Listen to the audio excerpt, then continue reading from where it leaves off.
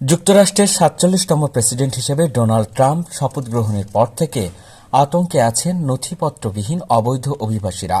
এসব অভিবাসীদের মধ্যে নথিপত্রহীন বাংলাদেশিদের কপালেও পড়েছে দুশ্চিন্তার ভাঁজ। ২০ জানুয়ারি ট্রাম্প শপথ গ্রহণের পর থেকে নথিপত্রহীন অভিবাসীদের ধরপাকড়ে যুক্তরাষ্ট্রের বিভিন্ন রাজ্যে অভিযান শুরু হয়েছে।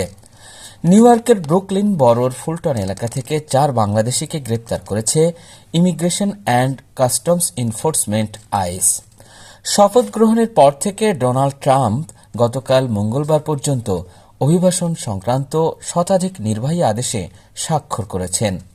জো বাইডেন আমলের ৭৮টি নির্বাহী আদেশ বাতিল সহ নতুন ৪৭টিতে স্বাক্ষর করেছেন তিনি। অবৈধ অভিবাসীদের শক্ত হাতে দমন করার ঘোষণাও দিয়েছেন তিনি।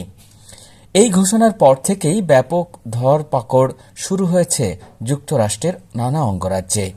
নথিপত্রহীন সন্দেহভাজন অভিবাসীদের ব্যাপক মাত্রায় জিজ্ঞাসাবাদ করা হচ্ছে বলেও বিভিন্ন গণমাধ্যমের প্রতিবেদনে উঠে এসেছে। সংবিধানের তোয়াক্কা না করে নির্বাহী আদেশ জারি করে জন্মসূত্রে নাগরিকত্বের একটি বিধানও বাতিল করেছেন ট্রাম্প। এতে এখন থেকে ৩০ দিন পর যুক্তরাষ্ট্রে জন্ম নেওয়া অবৈধ অভিবাসীদের সন্তানেরা দেশটির নাগরিকত্ব পাবে না। তবে ইতিমধ্যে এই নির্বাহী আদেশের বিরুদ্ধে ২৪টি রাজ্য ও শহরে মামলা হয়েছে। যেহেতু এটা মার্কিন সংবিধানের ১৪শ সংশোধনের বিরুদ্ধে যায়, সে কারণে হাইকোর্ট এটি বাতিল করে দিতে পারে বলে জানা গেছে।